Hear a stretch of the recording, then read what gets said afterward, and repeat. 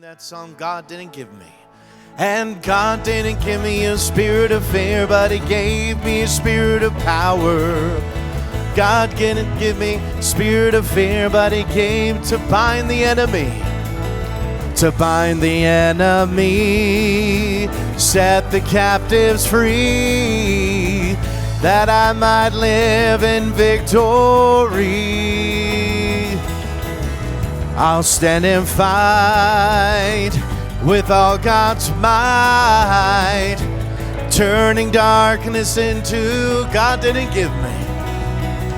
And God didn't give me a spirit of fear, but He gave me a spirit of power. God didn't give me a spirit of fear, but He gave me a spirit of power. Amen. Thank you for coming out to Sunday school this morning. We're going to continue our series with Pastor Greg on memorial stones. There's Sunday school for all ages, also Spanish-speaking Sunday school as well. And we'll open in prayer. Father, we thank you for all that you're going to do this morning. Open our hearts for what you have to say. In Jesus' name, amen.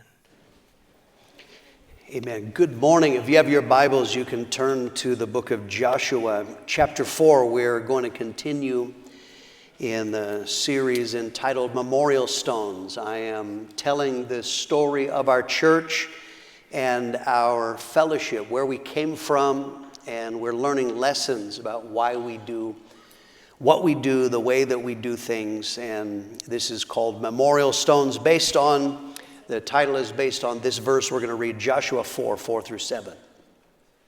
Then Joshua called the 12 men whom he had appointed from the children of Israel, one man from every tribe.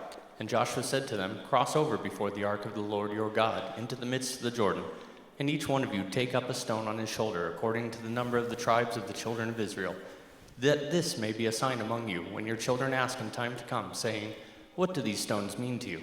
Then you shall answer them that the waters of the Jordan were cut off before the ark of the covenant of the Lord. When it crossed over the Jordan, the waters of the Jordan were cut off, and these stones shall be for a memorial to the children of Israel forever." Okay, so we are looking today, I want to begin and start looking at developing leaders. My father, Wayman Mitchell, saw that it was not healthy for everything in a group of churches to be centralized. One of the common themes I keep hitting is the difference between a denomination and a fellowship. A denomination is a group of churches, you have common beliefs, but they are held together primarily with central control. In many different ways, Bible school, church planting, missions, everything was centralized. So in some ways, our fellowship came out of Dad looking at what did not work well, what bothered him when he first became a pastor. So examining biblically. So one of the things is that he deliberately, from early days, began to decentralize. We talked about how he split off conferences, started conferences initially in Flagstaff and Tucson, with the deliberate aim of making sure that people didn't view everything in the world has to be okayed from Prescott. He saw God's plan in discipleship, raising up workers for ministry, but he understood that discipleship is not just developing men to preach, but ultimately what you want is you want to develop leaders, men who could assume roles of leadership. And so in the late 70s, Dad started gathering some men in some meetings. These are men that he saw in them leadership potential. Started meeting with them once a year, would meet in Phoenix before the Winter Bible Conference in January. And we call these, we do this to this day, these are called leadership meetings. And primarily, he obviously chose them, but they were primarily church planters, partly because someone who's planting churches has the vision.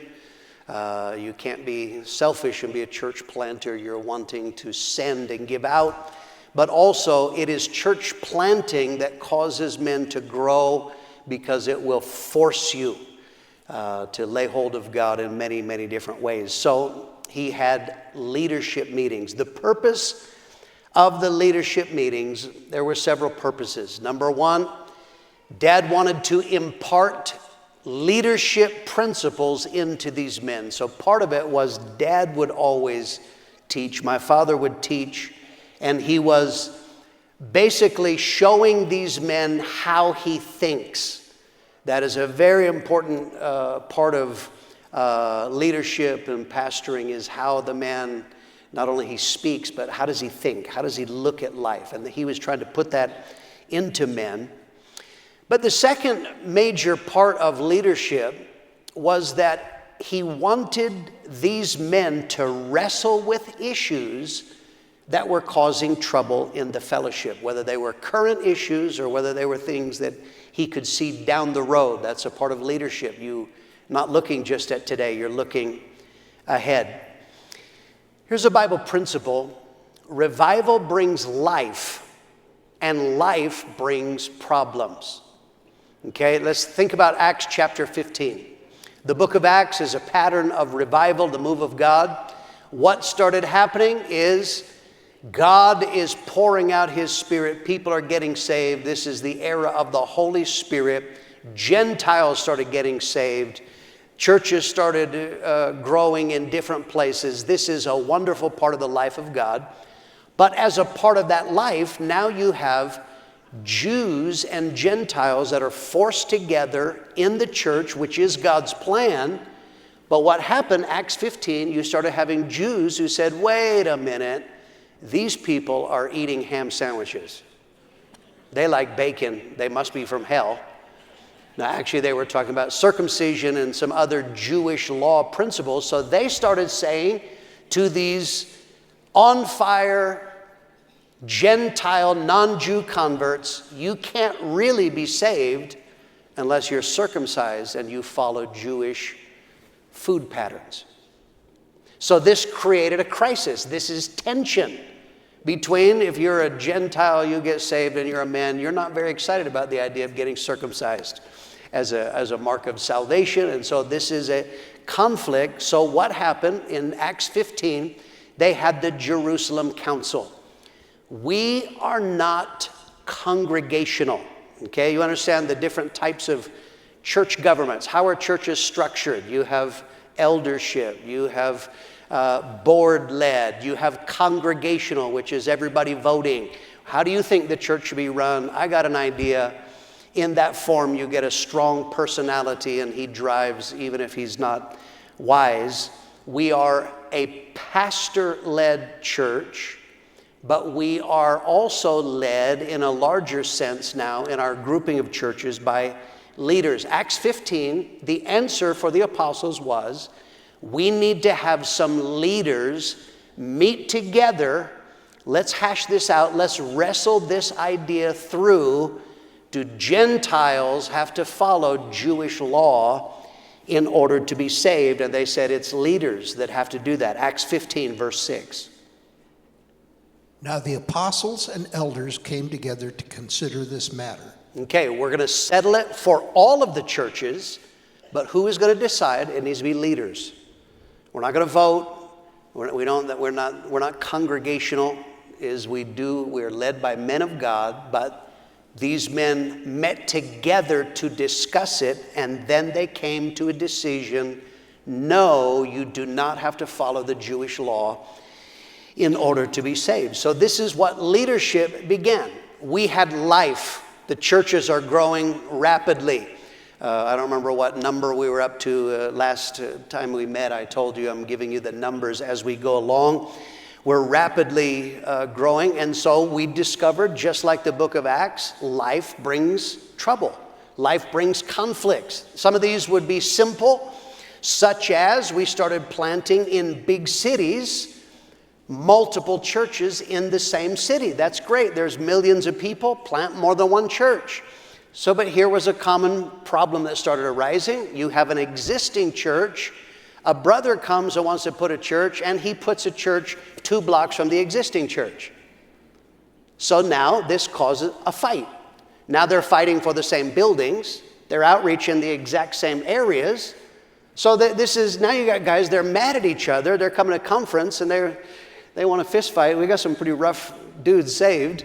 So this is a conflict. So this is very simple. We had a leadership meeting. What do we do about that? We discussed the issues and we came to common, the Bible doesn't say thou shalt be 2 miles from your brother.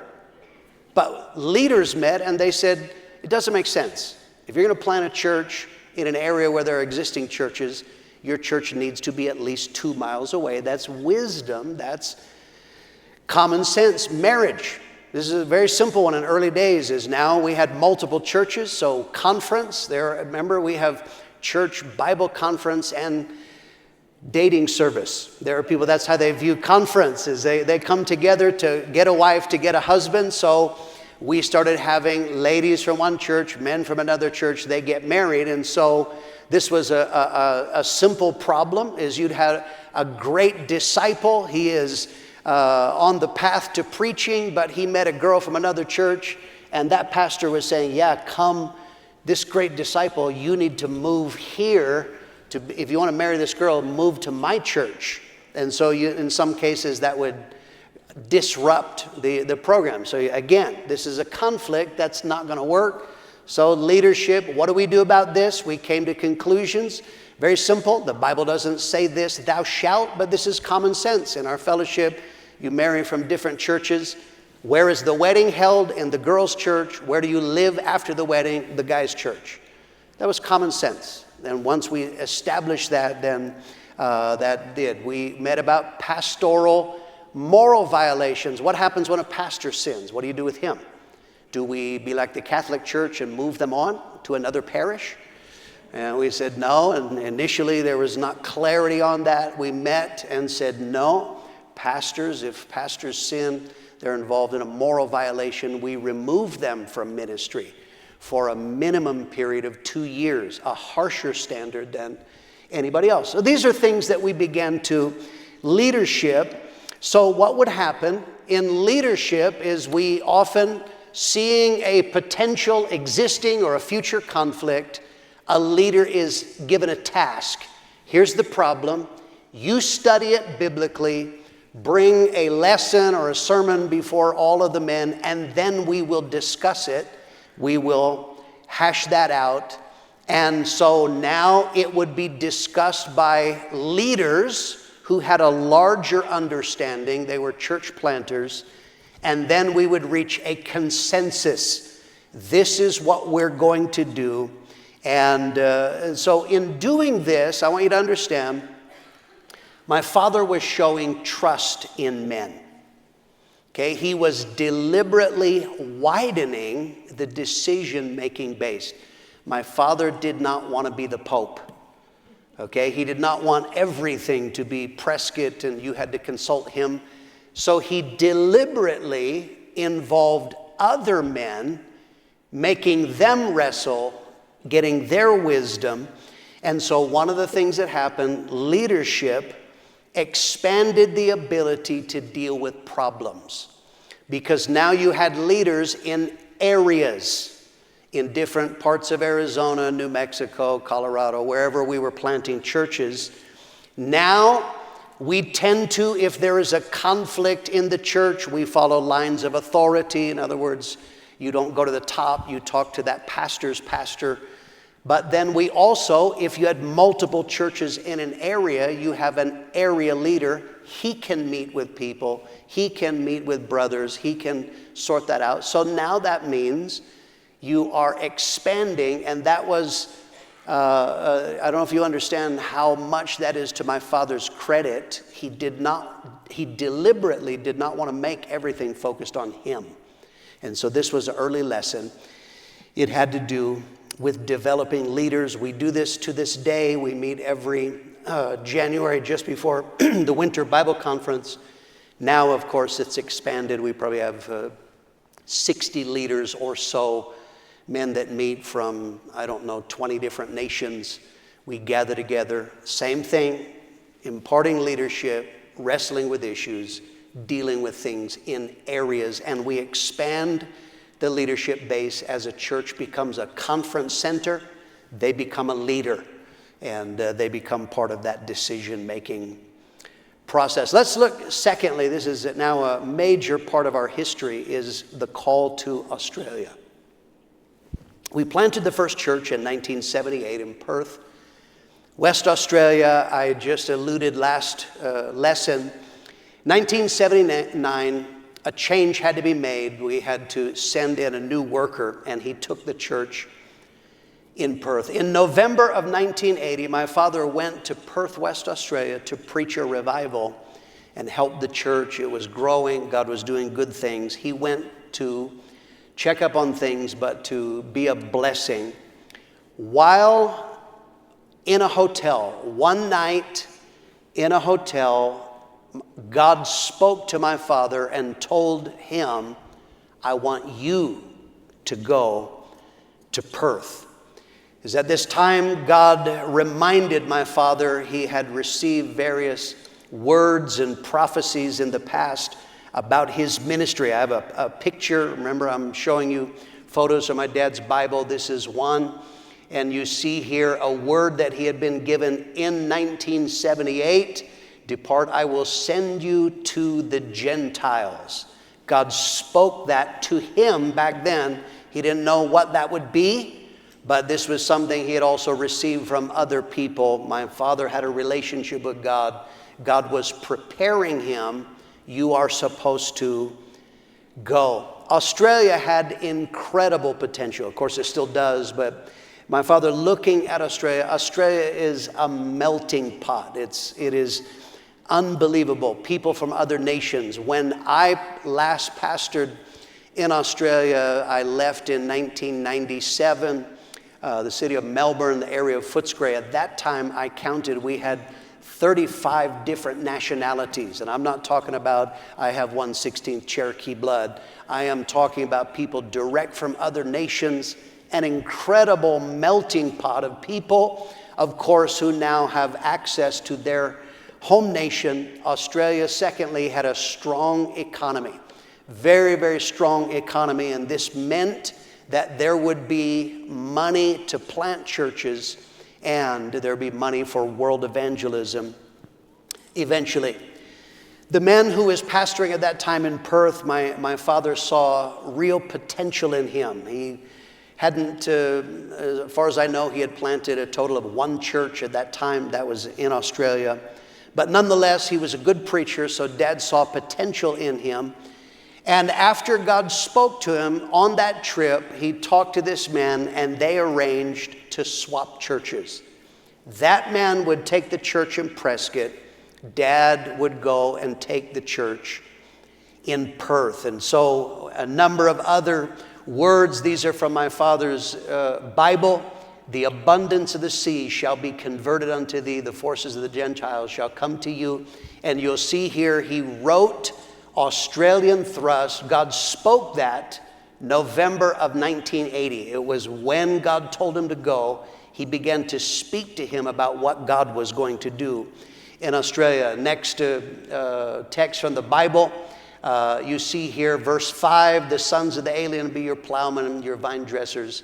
And the note that he wrote under there, the Potter's House, Asian Ministry, November of 1980. The meaning of that is Australia's on the doorstep of Asia. And my father felt that the Australian churches could make major impact in Asia. They could reach Asia from there. And so in January of 1981, by this time now we're planting churches, we're planting international churches, but on a Friday night, he had the Foursquare supervisor, John Holland, came and announced that going into Perth, West Australia was Wayman and Nelda Mitchell. And you have to understand how this rocked people, rocked their world. We have the newspaper. This is the Prescott Courier. And here, Foursquare minister moves.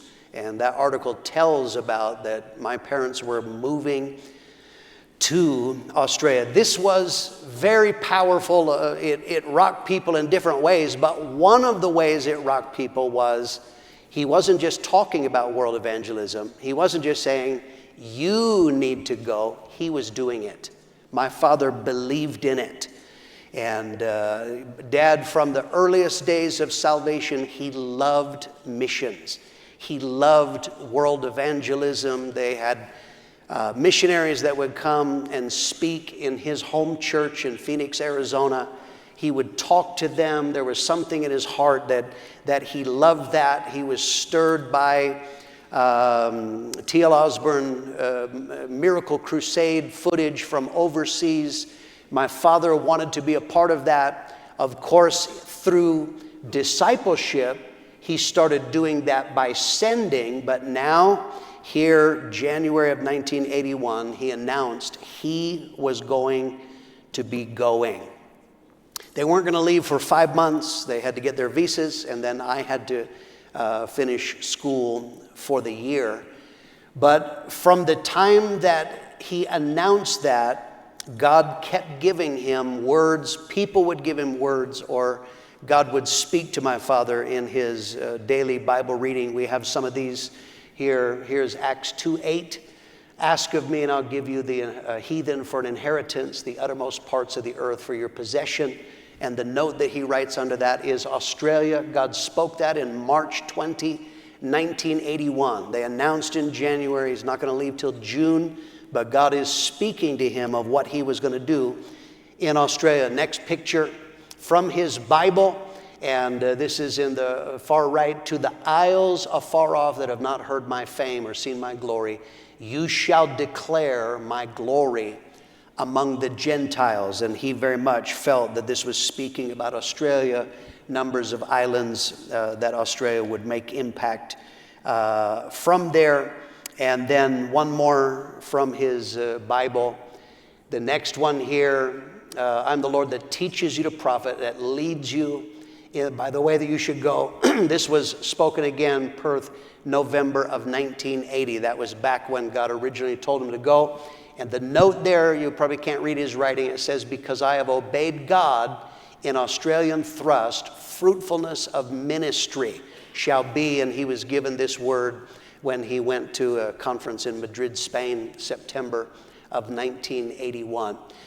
So this was very crucial. Everything changed in my parents' life and ministry. I now have to tell you the personal dimension, of course, because in later times I am a part of the history. So I got to tell you how this played out in my life. My parents actually originally, before it was announced in conference, they told me one afternoon that they were moving to Perth. And they gave me a choice whether you don't have to come. Do you want to come? You can. You don't have to come. Partly my parents knew this. I was saved. I had left my sin. I still had rebellion in there. And so my father was wise. He knew that if he forced me to come, I was a minor. I was 16 years old at that time. I probably would have resented it. And originally my instinct was no way. I only had 4 months of high school left. I had taken extra classes. I had no interest in moving to a new nation, trying to fit in a new culture and finish high school. So I said, I do not want to go. And so my father made a plan, made it possible for me to be able to stay. At that time, as I have mentioned in sermons, from the time I was a little kid, I was 5 years old when we came to Prescott. People started getting saved, and they started asking me, are you going to be a preacher like your daddy? And the answer was absolutely not. I did not want to. When I got saved, I really did leave sin, but my plans in life did not involve preaching the gospel. My plans were very self-focused. I loved cars. That's what I loved. That was my future, what I saw for and I blame Jerry Solberg for this, by the way. When I got saved, I had a foolish friend named Jerry Solberg who taught me to drive in a Corvette. So that shows you how foolish he was. But nonetheless, my future was going to be cars. I intended on working on cars and selling cars. And basically, that's all I saw was going to be cars. And that was going to be my life. Now, here's a lesson I want to give you. It has to do with God's involvement in our lives to bring about His will. I've talked about my father, things that happened to my parents to bring them into God's will. I was resistant to the idea of preaching the gospel. As I said, I love cars. I have a picture. My first car was a 1969 Pontiac GTO. This is not the exact model. This is slightly different, but that was my car. It was a 400 small block Hurst 4-speed, hydraulic headlights. That was my idol, and I loved and worshiped that daily. My parents, why do you have to wash it every day? Because I was worshiping, that's why. So that was my car. I love fast cars. I'm going to work on cars. I went to Phoenix. Louis Polino and I went to Phoenix. We were coming back, and I decided to see how fast would my car go. The speedometer went up to 100. I went past 100, past the brake light. I was around to 0 again when the engine blew up. And so I blew it up. At that time, I didn't have a job, so I had no money to fix this. So at that time, my parents said, we're going to move. I said, no way. But because I had no money to fix the car, I was kind of stuck. He said, why don't you come for a holiday? Why don't you come for a vacation, just have a look at Australia? If I still had that car in working order, I probably would not have gone. That car probably would have been the tipping point of saying, nope, I'm not leaving Baal there. I'm not leaving my idol here. So I wonder in the wisdom of God, you know, it was my youth and stupidity. I wonder if an angel said, go faster. To help me, because I am telling you, the fact that I blew that car up changed my life. Absolutely changed my life. So in June of 1981, finished school in May, in June of 1981, we moved to Perth, West Australia. I have some pictures of us in Australia here. Next photo, here we are in Australia. I used to have hair. I want you to know that. And I know you're jealous of my legs. Lisa married me for my legs and my money. But this is us in Perth, West Australia. My parents took over the pastorate of the church, which was located in Mount Lawley, West Australia. Next photo. Here is my parents in. This was an old, I can't remember if it was Presbyterian building or Methodist that had gone defunct. And so here we met in this beautiful old church building. Next picture, Mount Lawley. There's young people and life. That was the building on the inside. And God was doing wonderful things. Got another picture here. Later times, we started a band. I'm skipping eras, but still while we're in that building, we formed a band called 180. And there's Paul Graham on the right, Steve Count on the left, me on the drums, Lisa singing, and that was in that building. In Australia at that time, Dad often said it was like the Jesus movement that we were birthed in 1970. It was like the Jesus movement delayed slightly 8 years or so, 10 years. The response to evangelism, concert ministry was just like the very early days of Prescott. Got some photos here, various. Here is a concert. We're doing it outside. This summertime. We had no air conditioning in that building, probably while we were doing it outside. Next photo, here's the concert inside. It was young people. This is in the fellowship hall. That's where we had our concert ministry. It was all young people. Primarily, the church is packed.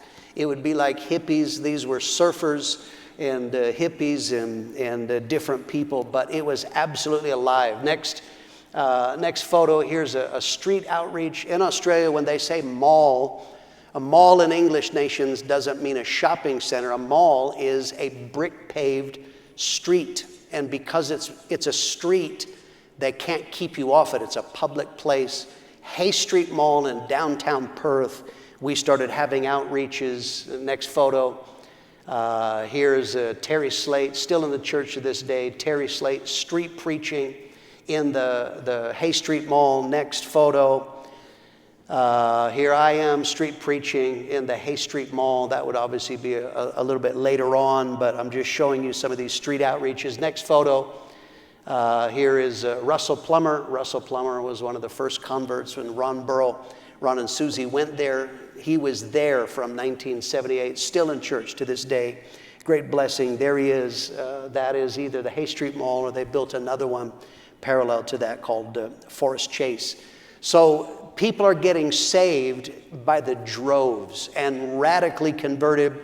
Perth is a beach city. We started doing beach baptisms. Here, this is, if you look at the Jesus Revolution, this was kind of our version of people going out to get baptized in the ocean. And we would do this primarily at a place called Scarborough Beach. Eventually, we moved the church there. Next photo. Beach baptism. Here they are. This is Australia. There it is. Bikinis and Speedos. That's what you do at the beach for a baptism. That's how we did it. We would do a combination. We would baptize and preach at the same time. Next photo. Here's Larry Reed in early days preaching there at the beach at a baptism. And that's what we do.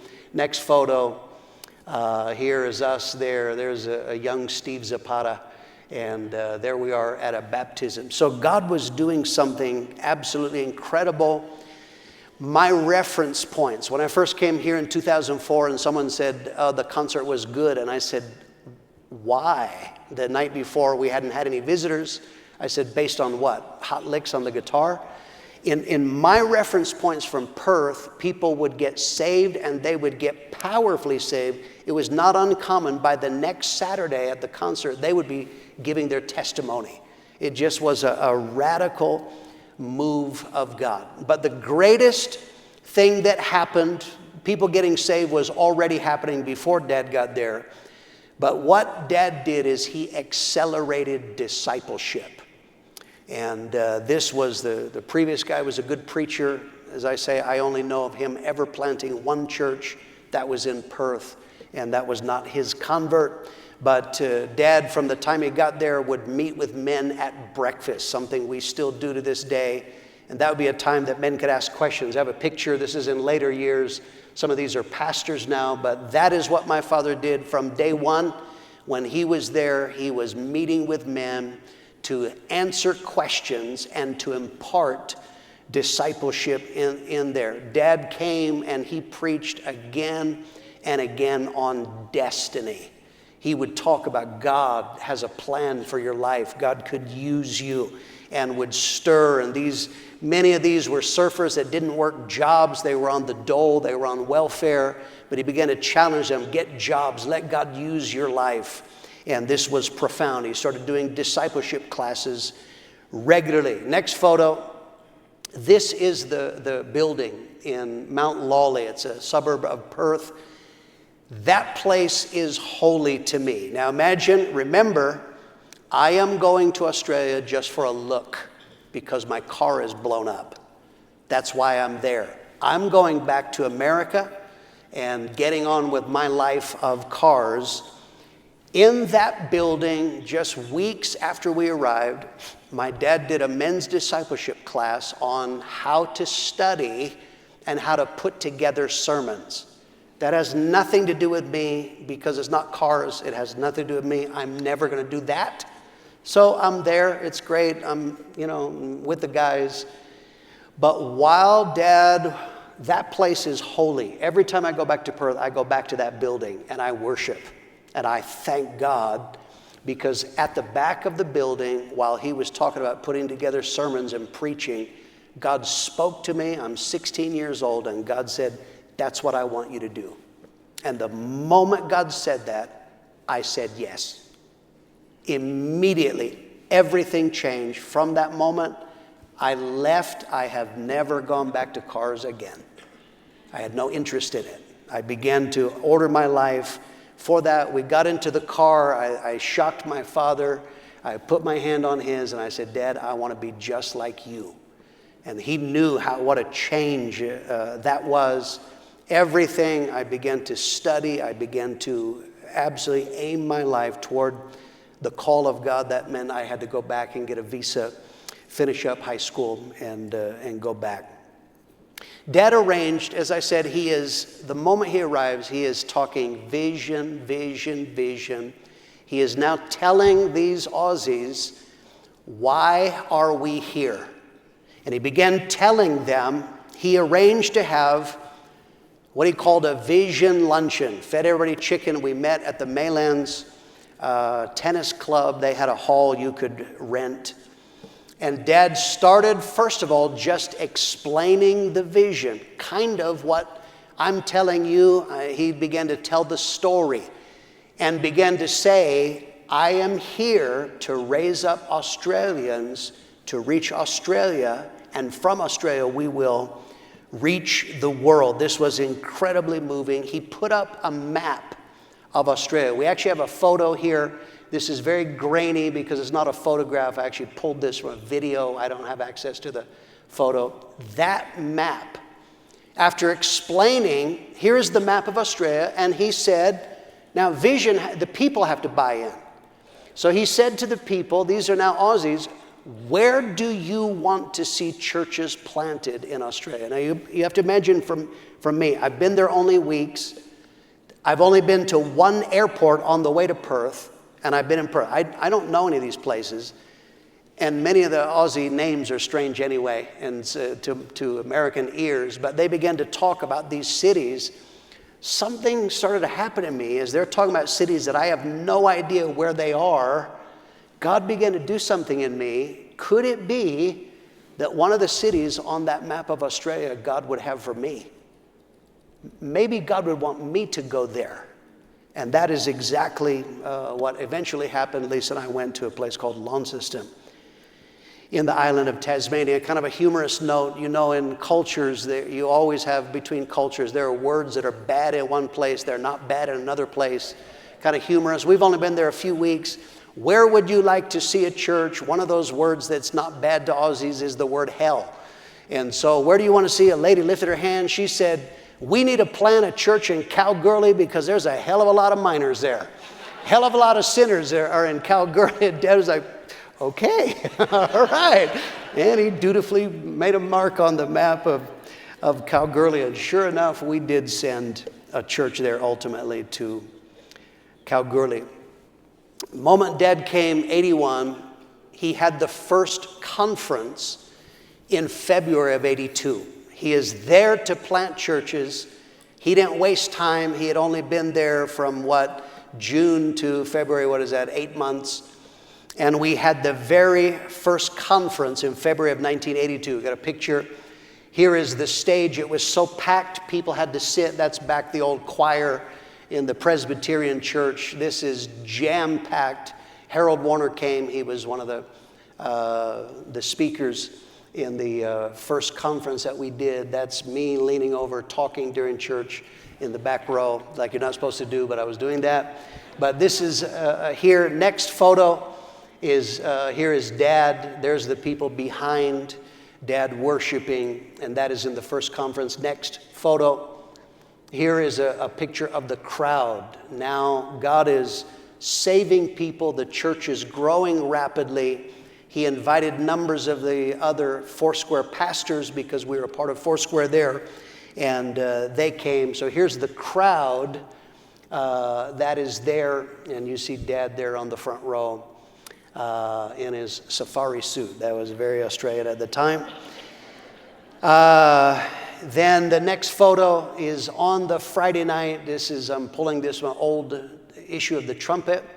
Is now, Daddy's been there 8 months, and he planted 2 churches.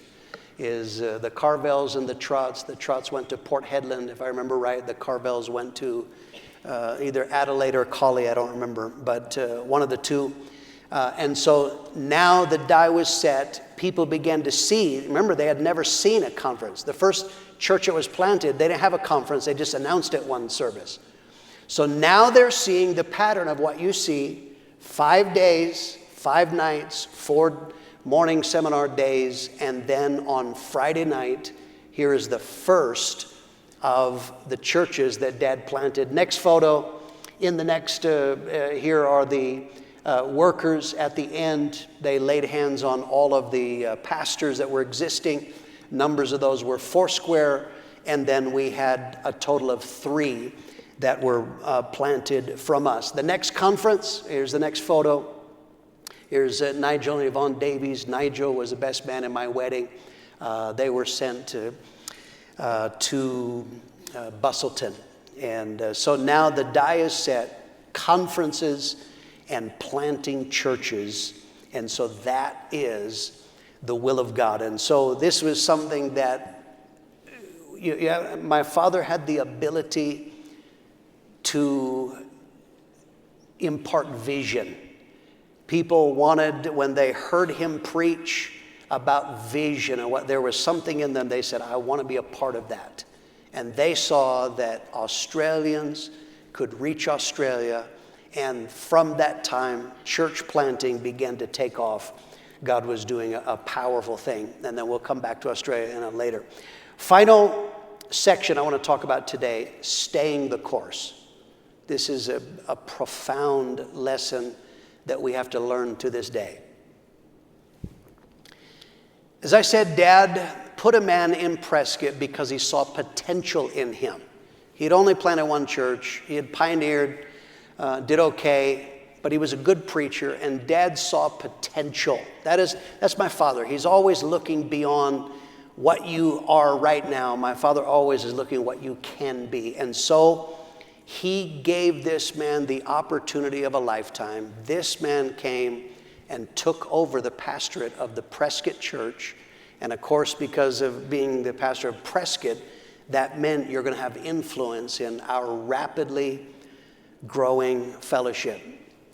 By this time, the pattern had been set.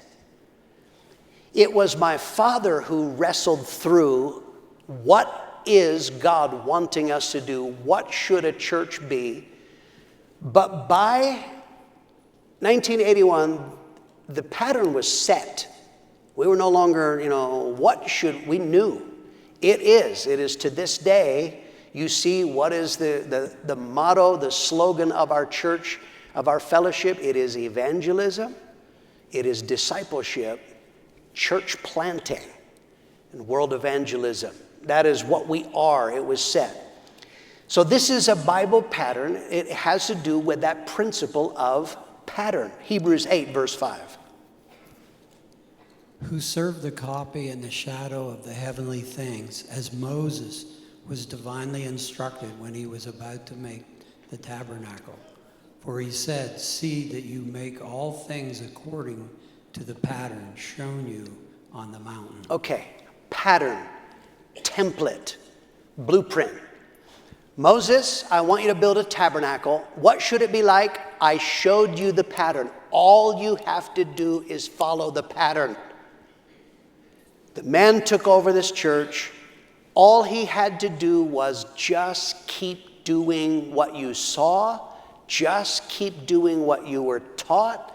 Just keep doing what has been proven. It works. God is now impacting. The church is flourishing. The fellowship is flourishing. We're reaching the world. Just do that. But he didn't do that. He was smarter than Pastor Mitchell. As many men have felt through the years, from the time that he arrived here in Prescott, he started changing things.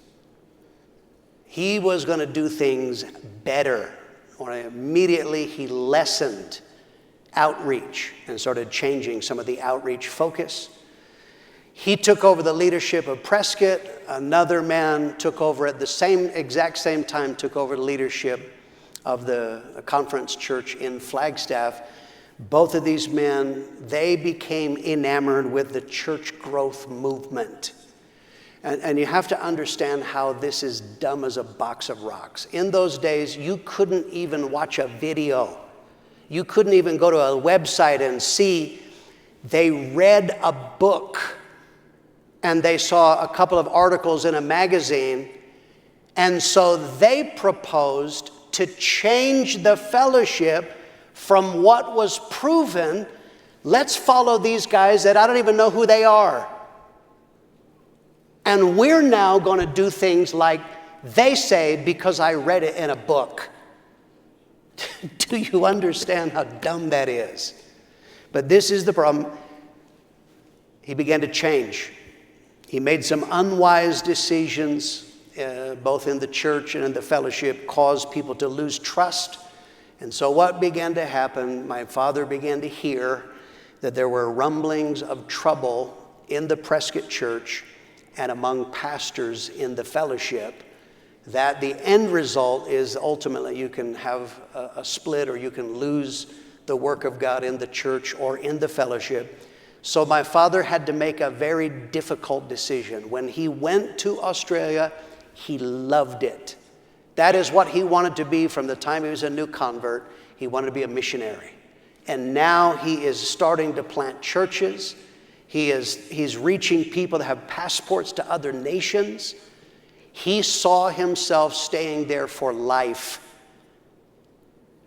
But now he saw, I am going to have to come back to Prescott. I cannot let the work of God be derailed because what I want, what I would prefer, that's my dad's feeling, was to stay in Australia, but I can't let the work of God be derailed. So he said, I have to come back. And he took the church back over in Prescott. He had only been there about 18 months, and he made that difficult decision, wound up leaving a man in charge in Perth, and my parents returned to Prescott. They told me that they were going back to America, and by that time I said, no, my future is in Australia. We actually have a picture of the farewell. This is the farewell with me with those big curls. And here is me and my mom saying something witty, no doubt. Lisa's behind me, and that is actually at the farewell.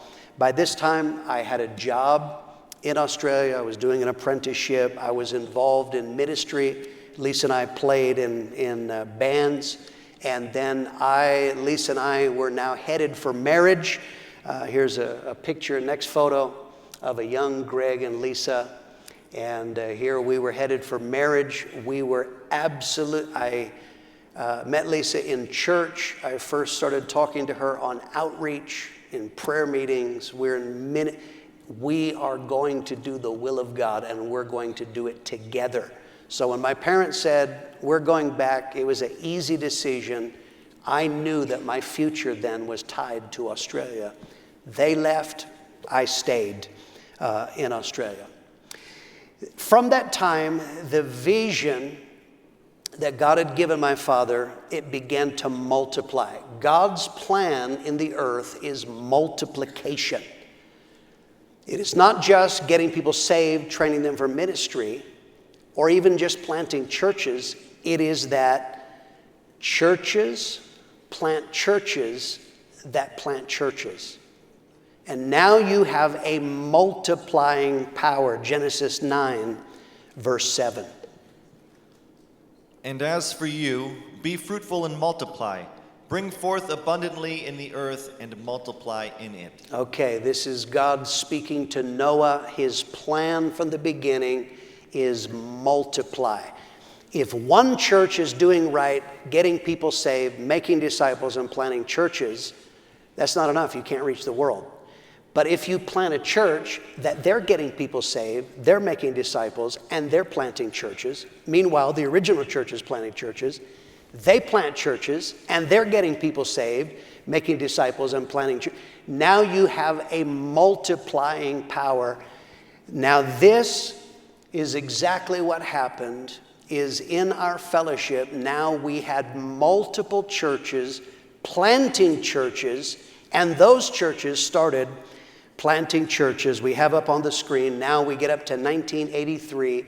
By 1983, this is only 10 years after we started planting the first church in Wickenburg. By now, there were 165 churches planted. And so the work of God is multiplying. And that is the power of truly the power of our fellowship is every church, when we send them out. You heard me give a charge to Manny in Sunday school, and when we sent them out, Manny, you are there to make disciples and plant churches.